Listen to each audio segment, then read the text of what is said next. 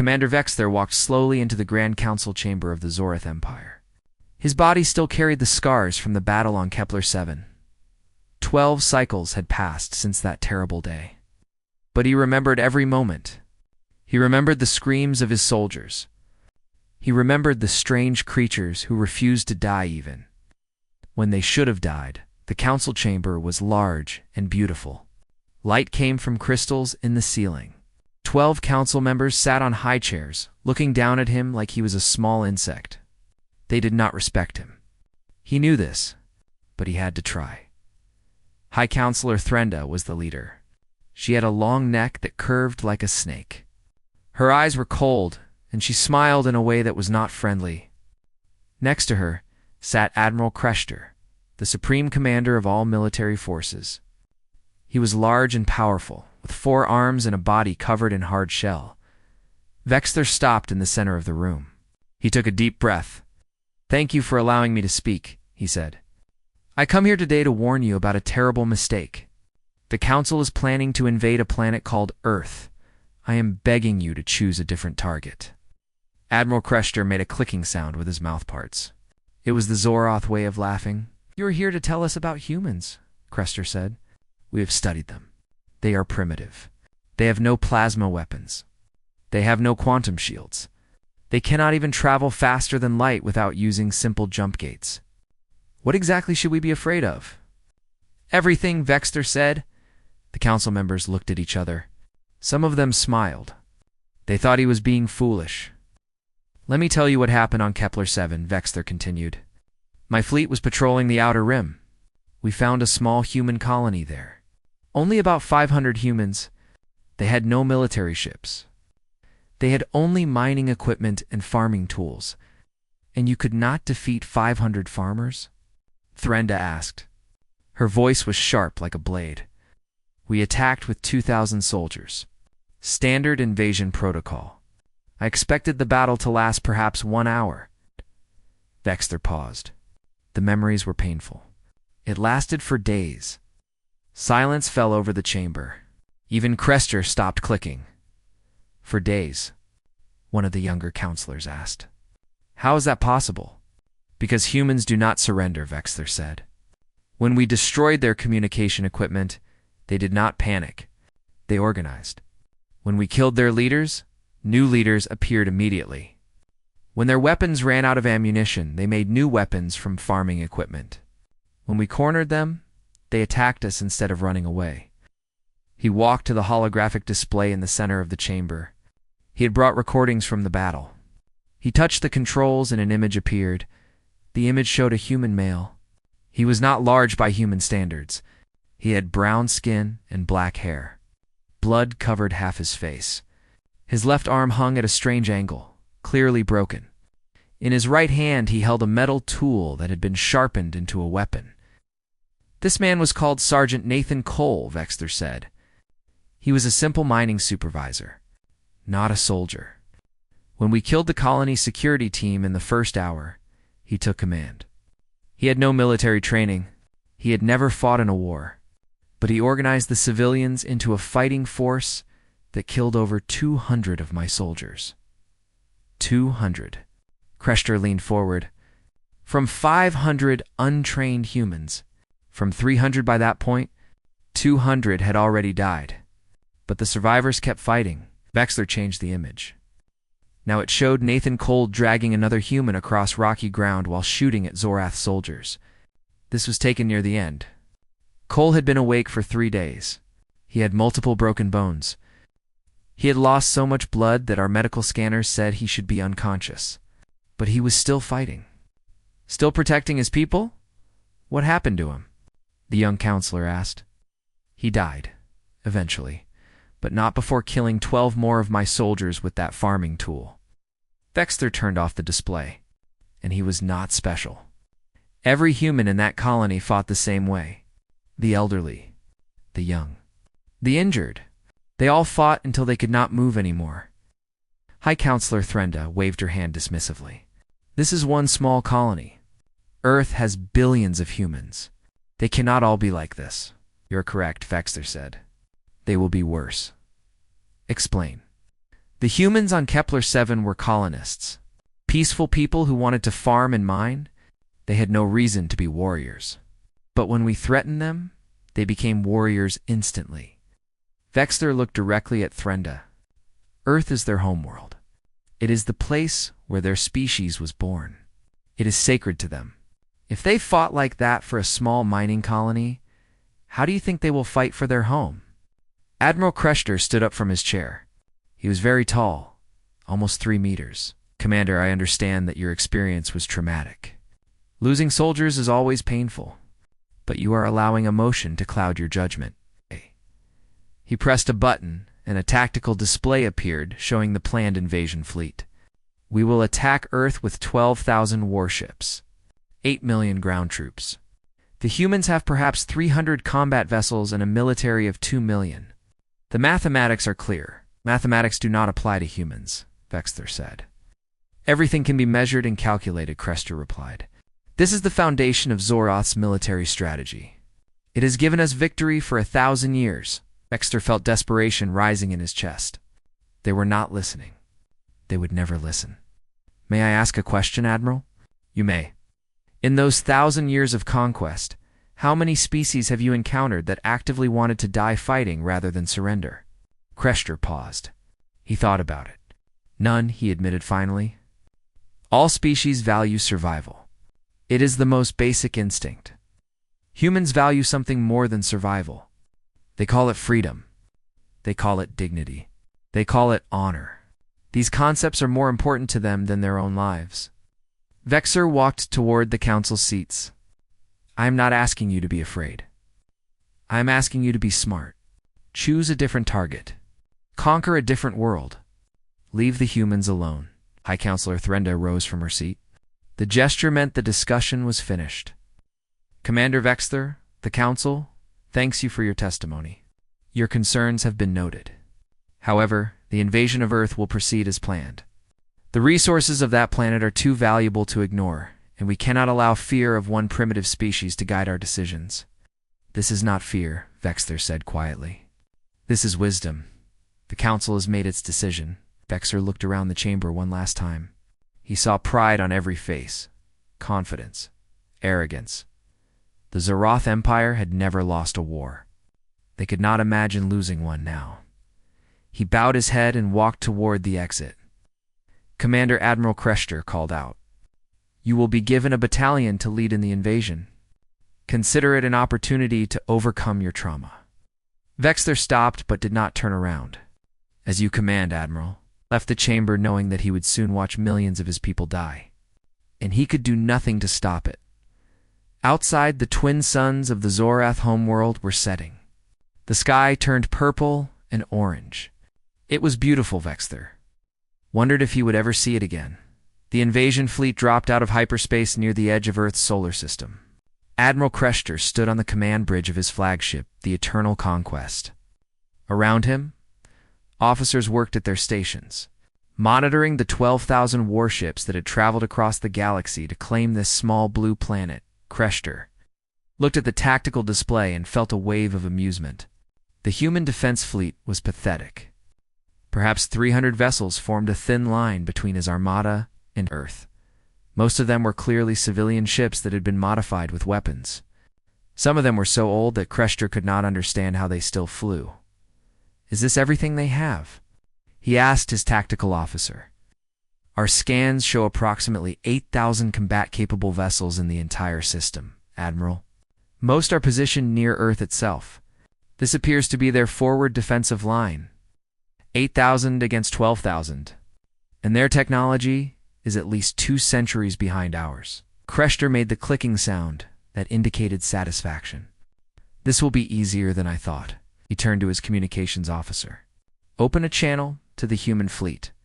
Standard surrender demand. The officer worked at his console.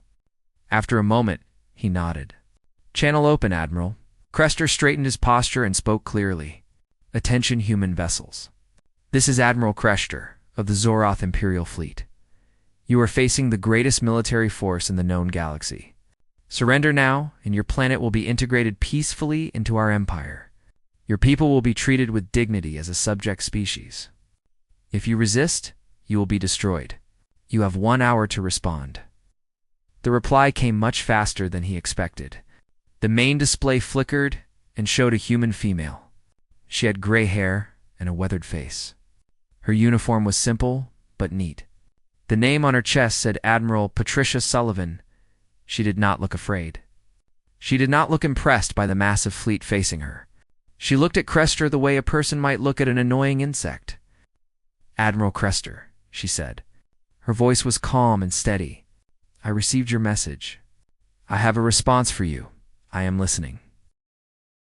Turn your ships around and go home." Crester waited for more. When nothing came, he tilted his head in confusion. "Is that a joke?" "No, Admiral. It is advice. Good advice. Oh, you should take it. You are facing 12,000 warships with 300 converted cargo vessels. By what logic do you believe you can threaten me?" Admiral Sullivan smiled. It was not a happy smile. It was the smile of someone who knew something that others did not. "Let me explain something to you," she said. "Those 300 ships you see, those are volunteers, civilians, retired military, old people who wanted one more adventure, young people who wanted to prove themselves. They flew out here knowing they are going to die. Every single one of them knows that your fleet will destroy them. Then why are they here? Because they want to buy time. Time for the people behind them to prepare." Sullivan leaned closer to the screen. "You see, Admiral, that is what you do not understand about humans. We are not fighting to win this battle. We are fighting to win the war. And if winning the war means sacrificing ourselves, we will do it without hesitation." Crester felt something cold in his stomach. It was similar to what he had felt when reading Commander Vexler's report. He pushed the feeling away. "Your bravery is noted," he said. "But bravery does not stop plasma cannons. You have 50 minutes remaining. We do not need 50 minutes. We are never going to surrender." Sullivan looked at something off-screen, then back at Crester. "My fleet is ready. Whenever you want to start, Admiral, we will be here. And we will make you pay for every kilometer of space between us and Earth." The transmission ended. Crester stood silently for a long moment. His officers waited for orders. "All ships," he finally said. "Battle formation. Begin the attack." The Battle of the Outer System, as humans would later call it, began with a wave of Zorith plasma fire that lit up the darkness of space. The human ships scattered, avoiding the first barrage with surprising skill. Their pilots were good. Better than Crester had expected, but skill could not overcome physics. Zorith weapons were more powerful, more accurate, and more numerous. Human ships began to explode, turning into brief flowers of fire and debris, and yet they kept fighting. A human destroyer. Its engines damaged and its weapons depleted, turned directly toward a Zorith cruiser, and accelerated to maximum speed. The collision destroyed both ships instantly. "They are ramming us," the tactical officer reported, his voice showing confusion. "Multiple ships are deliberately colliding with our vessels." "That is insane," Crester said. "Yes, Admiral, not effective. We have lost 12 ships to ramming attacks alone. More human vessels were doing the same thing. When their weapons failed, they turned themselves into weapons. When their shields collapsed, they overloaded their reactors and exploded near Zorath ships. They fought with no regard for their own survival. An old transport ship, clearly a civilian vessel, flew directly into a formation of Zorath fighters, exploded, but the explosion took out 9 fighters. The pilot had timed it perfectly. Crester watched the battle with growing unease. The mathematics still favored him. He was winning, but the cost was higher than it should have been. "Admiral," the communications officer said, "we are intercepting human transmissions. Put them through." The bridge speakers filled with human voices. Some were scared, some were calm, some were even laughing.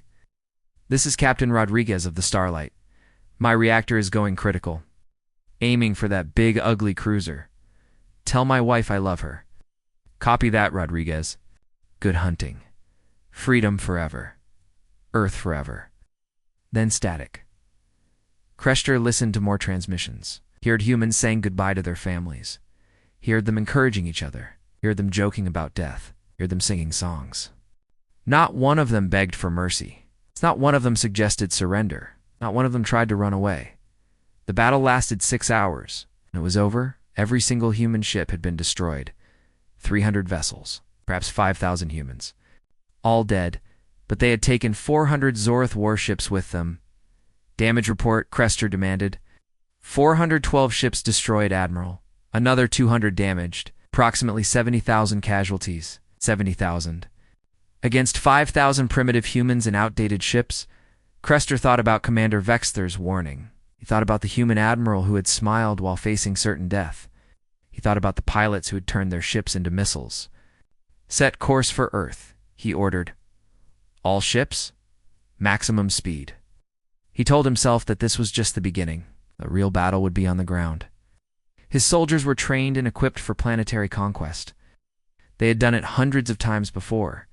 Earth would be no different, but deep inside, in a place he did not like to examine, Crester was beginning to understand what Vexther had tried to tell the Council.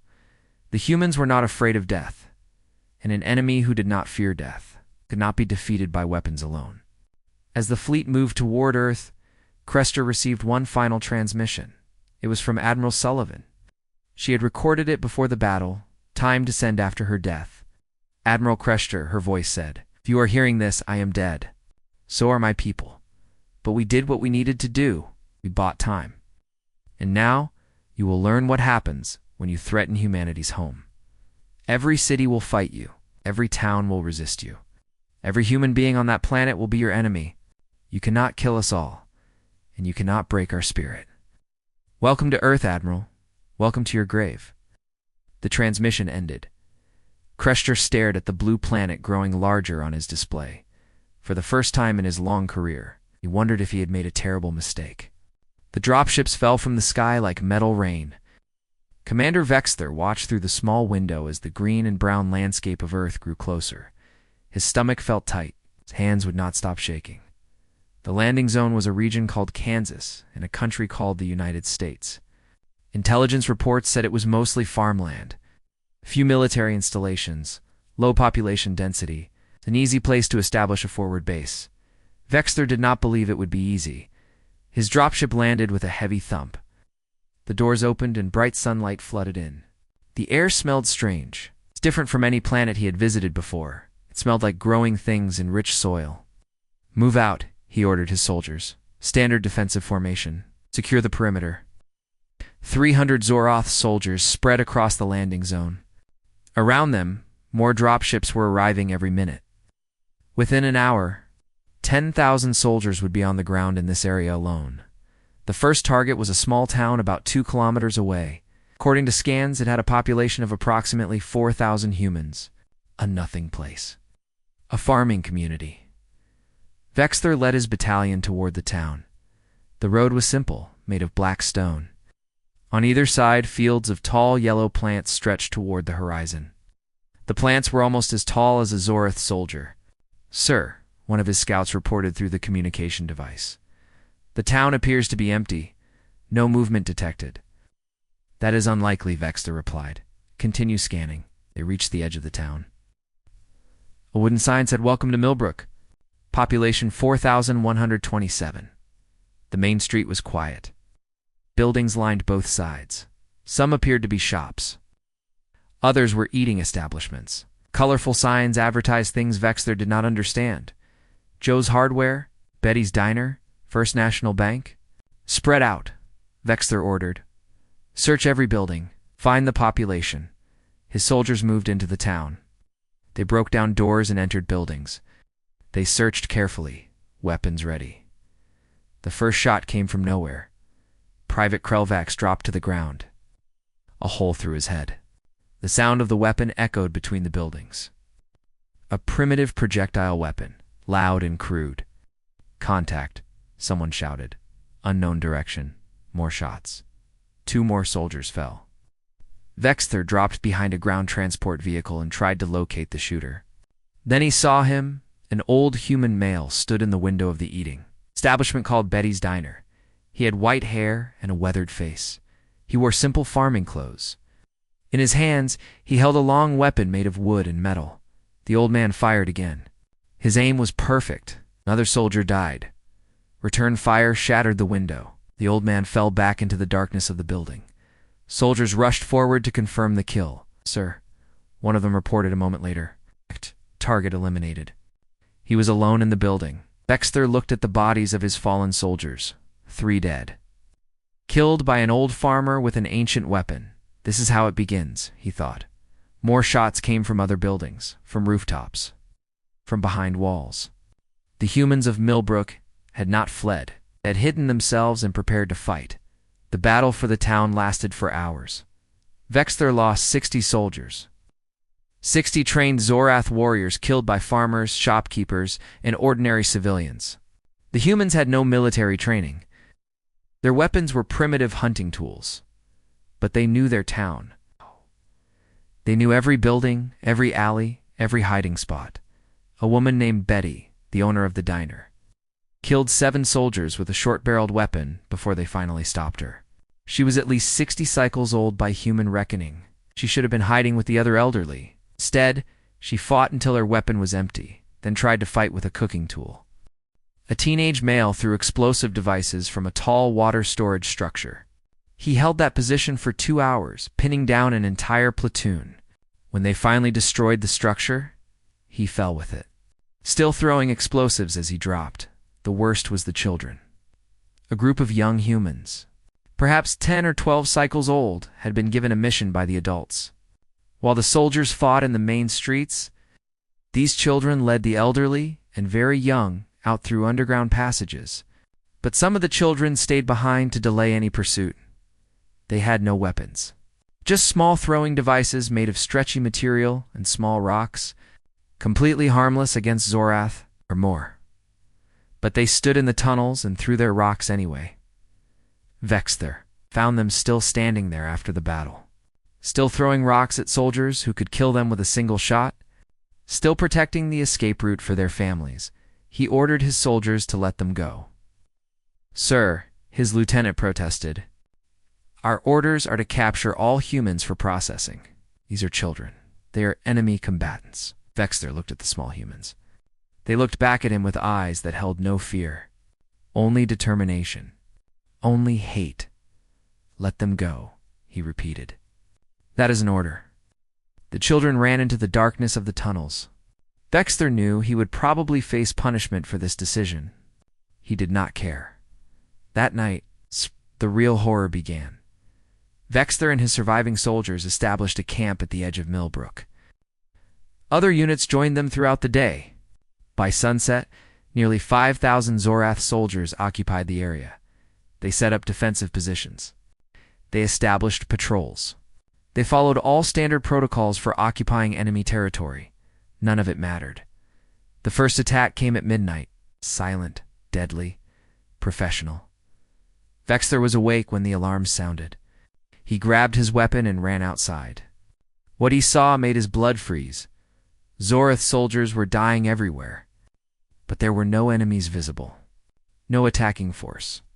Just shadows moving between tents, and soldiers falling one by one. "Contact," someone screamed. "They are everywhere." They were not everywhere. There were perhaps 20 of them. 20 human soldiers in dark clothing that made them nearly invisible. They moved like ghosts, appearing from shadows, killing quickly, then disappearing again. These were not farmers. These were not civilians. These were trained warriors. Staff Sergeant Danny Morales led the Special Operations Team. He had served in human military forces for 15 years. He had trained for exactly this kind of mission. Silent infiltration. Elimination of high-value targets. Chaos and confusion in enemy ranks. His team killed 43 Zorath soldiers in 7 minutes. They destroyed 3 supply vehicles. They planted explosives on the communication equipment. Then they vanished into the night as quickly as they had appeared. By morning, Vexter Scamp was in ruins. Soldiers who had survived the battle for Millbrook were dead in their sleeping areas.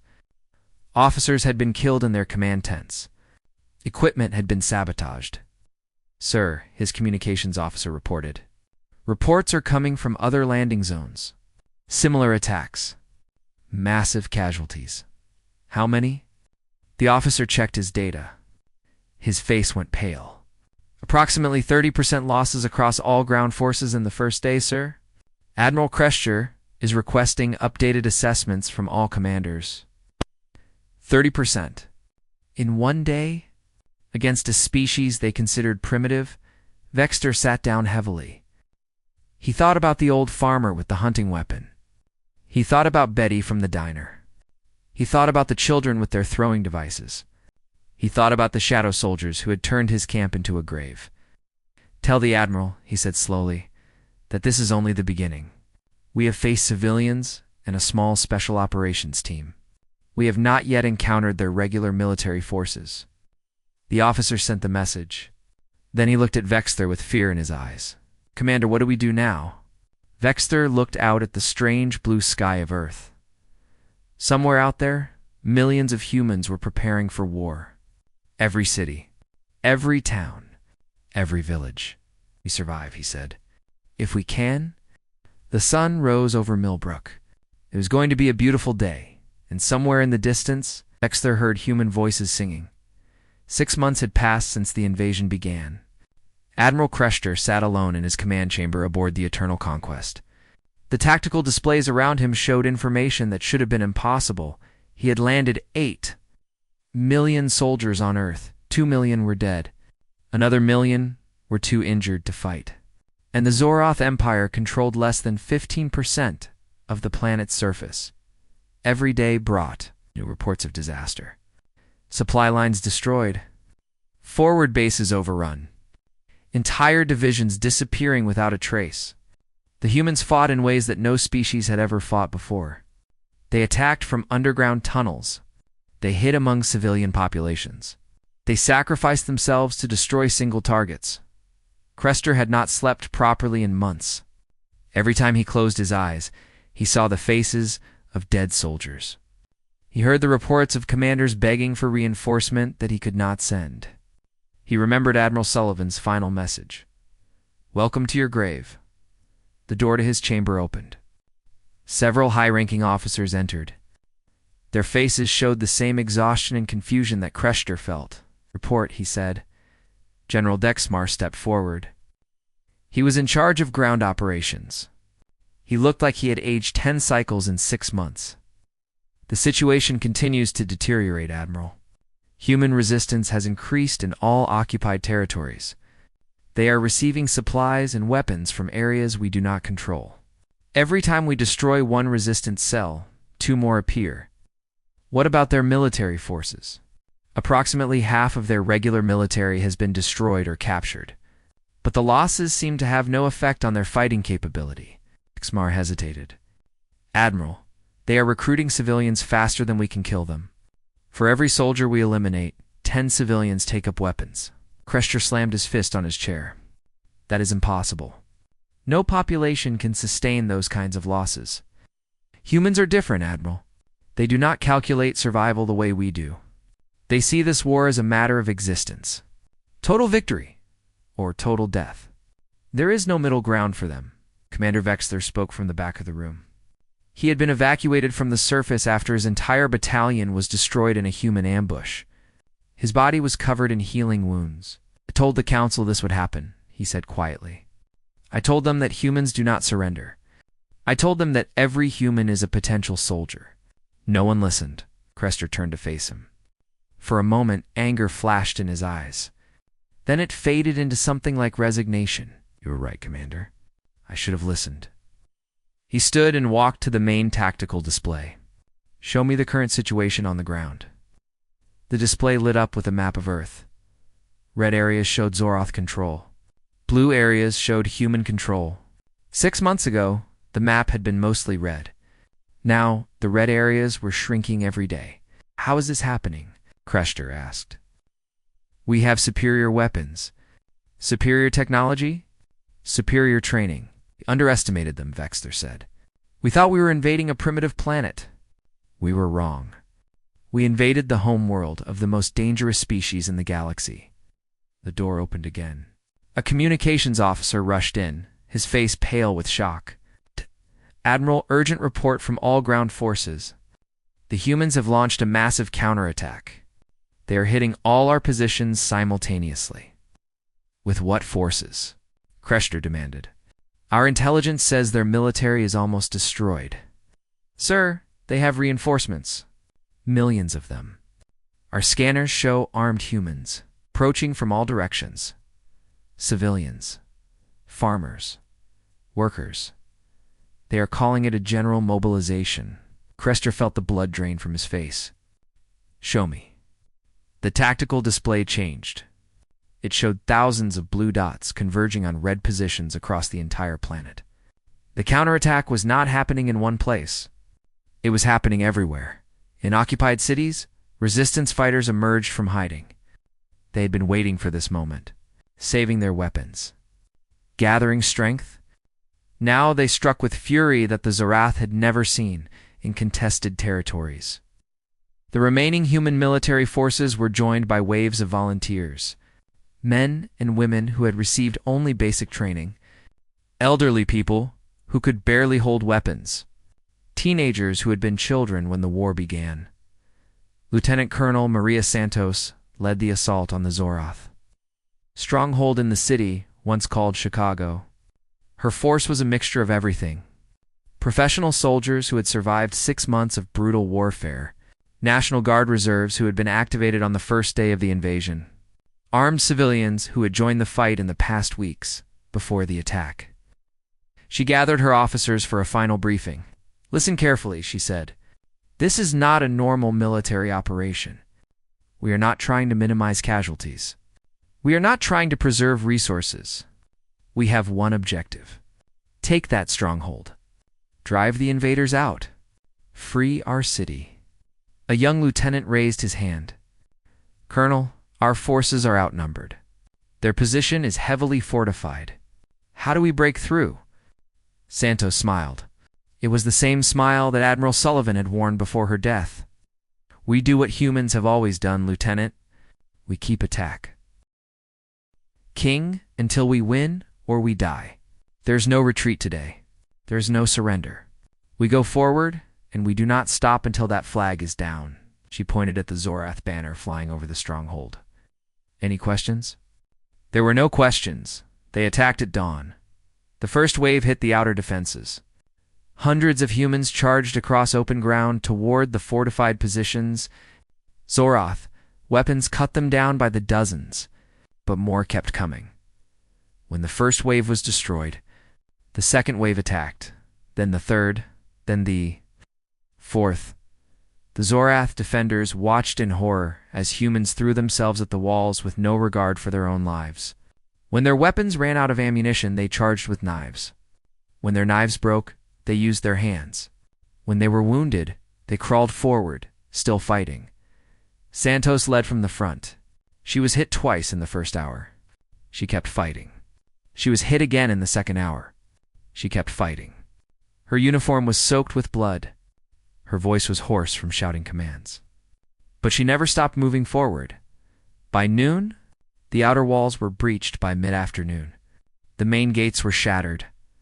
By sunset, the Zorath flag was on the ground, and the human flag flew in its place. Santos stood in the center of the stronghold. Around her, medics were treating the wounded. Bodies were being collected and arranged in respectful rows. The cost had been terrible. Half her force was dead or wounded, but they had one. Colonel, one of her officers said, running up to her with a communication device. Message from High Command. The same thing is happening everywhere. The Zorath line is collapsing. Santos took the device and listened to the reports. City after city falling back into human hands. Forward bases overrun. Zorath soldiers surrendering for the first time in the entire war. She looked up at the sky. Somewhere up there, the alien fleet still circled Earth. They could still bomb the planet into ash. They could still kill billions of humans, but on the ground, the war had turned. Send a message to all units, she said. Tell them to keep pushing. Do not give the enemy time to regroup. Do not let them rest. We have them running now. We need to keep them running until they are off our planet. The message went out across the globe, and everywhere humans heard it and obeyed. They had been beaten. They had been killed by the millions. They had lost cities and families and hope, but they had not been broken, and now, finally they were fighting back. Admiral Crester watched the reports coming in from the surface. His face showed nothing, but inside he felt something he had never felt before. Fear. Admiral General Dexmar said quietly. "What are your orders?" Crester was silent for a long moment. "Prepare the planetary bombardment weapons," he finally said. "If we cannot conquer this planet, we will destroy it." The officers looked at each other in shock. Planetary bombardment meant killing billions of humans. It meant turning Earth into a dead world, but no one argued. They were too afraid to argue, Admiral. Crester stood before the weapons control panel. His hand hovered over the activation switch. One touch, and the orbital bombardment would begin. One touch, and billions of humans would die in fire and radiation. Admiral Commander Vexter said from behind him, "Please, think about what you are doing." "I've thought about it." Crester's voice was cold and flat. "We cannot win this war on the ground. Every day, we lose more soldiers. Every day the humans grow stronger. Our only option is complete destruction. The Council wanted Earth's population for labor. If you destroy them all, you will face execution for disobeying orders." Crester turned to face Vexter. His eyes were empty. "I would rather face execution than spend another day fighting these creatures." "You were right about them, Commander. They are not like other species. They are something else entirely." Before he could touch the activation switch, alarms began screaming throughout the ship. "Admiral," the tactical officer shouted. "Multiple contacts emerging from behind Earth's moon. Hundreds of vessels, possibly thousands." Crester rushed to the main display. What he saw made his heart stop. Ships. Human ships. Not the primitive vessels they had destroyed months ago. These were new, modern, built with technology that looked almost Zorith in design. Where did these come from? Crester demanded. The answer came through the communication system.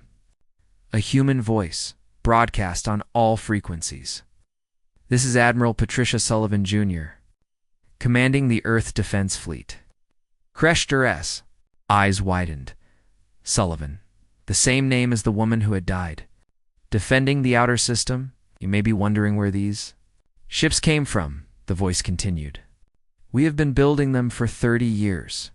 In secret, underground, on the moon. While you were fighting our civilians, we were finishing our fleet. While you were dying in our streets, we were training our crews." The display showed the human fleet spreading into attack formation.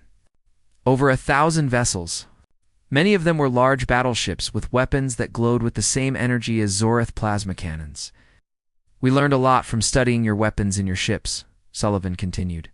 "We improved on them. Made them better. Made them ours. And now we are going to use them to remove you from our solar system." The communication ended. Crester stared at the display in disbelief. "How is this possible?" "Our intelligence said humans had no capability for this kind of construction." "They hid it from us," Vexter said quietly. "Just like they hid their resistance cells. Just like they hid their will to fight. We underestimated them at every turn." "All ships," Crester ordered. "Battle formation. Prepare to engage the enemy fleet." The Battle of Earth, as humans would later call it, began with a massive exchange of fire. Plasma beams and missiles crossed the void between the two fleets. Ships exploded on both sides. The Zoroths still had numbers. 12,000 warships against approximately 1,000 human vessels. But the human ships were faster, more maneuverable, and their crews fought with the same desperate courage that humans had shown throughout the war. The battle lasted 3 days. On the first day, the fleets tested each other. The Zorith tried to use their superior numbers to surround the human fleet. The humans responded by concentrating their fire on key targets, destroying Zorath command ships and breaking their coordination. On the second day, the real fighting began. Ships collided in close combat. Boarding parties fought hand-to-hand in the corridors of damaged vessels. The humans showed the same willingness to sacrifice themselves that they had shown on the ground. When a ship was too damaged to fight, its crew would aim it at an enemy vessel and accelerate. Captain Lisa Nguyen commanded a destroyer called the Defiant. When her ship lost all weapons capability, She ordered her crew to abandon ship. Then she piloted the vessel directly into a Zorith carrier. The explosion destroyed both ships and damaged 3 others nearby. Commander. Stephen Park led a boarding party onto a Zoroth battleship. His team of 50 Marines fought through 6 decks of enemy soldiers to reach the reactor room. When they got there, Park activated a chain reaction that destroyed the ship. None of his team survived. But they took 800 Zorath with them. On the 3rd day, Admiral Krestor knew that he had lost. Half his fleet was destroyed. The rest were badly damaged. His crews were exhausted and demoralized. They had never faced an enemy like this. They had never seen such determination, such willingness to die, such absolute refusal to surrender. The humans, by contrast, seemed to grow stronger as the battle continued. Fresh ships emerged from Earth's shipyards. Crews that had been held in reserve joined the fight. Every time Krestor thought he had gained an advantage, the humans found a way to counter it. Admiral, his tactical officer, said, "We have lost effective combat capability. If we continue fighting, we will lose the entire fleet." Krestor closed his eyes. 1,000 years of Zorath conquest ended by a single species on a single world.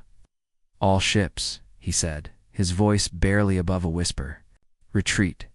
Set course for the hyperspace jump point. Maximum speed." The order went out. The surviving Zorath ships turned away from Earth and fled. Commander Vexther watched the blue planet growing smaller on the display. He felt relief and shame in equal measure. Relief that the war was over. Shame that he had been part of an invasion that had caused so much death on both sides. "They are not pursuing," the tactical officer reported. "The human fleet is holding position near Earth." Of course they were not pursuing. They had won. They had defended their home. That was all they had ever wanted.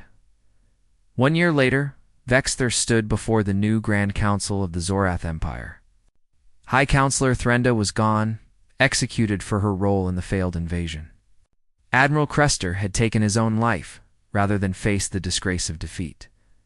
The new High Counselor, a cautious administrator named Brelkith, addressed the assembled representatives. "We have received a communication from Earth," Brelkith announced. "The humans are not demanding reparations. They are not threatening retaliation. They are offering trade, diplomatic relations, integration into the galactic community as equal partners." The council chamber erupted in confused murmurs. "Why would they show mercy?" one counselor asked.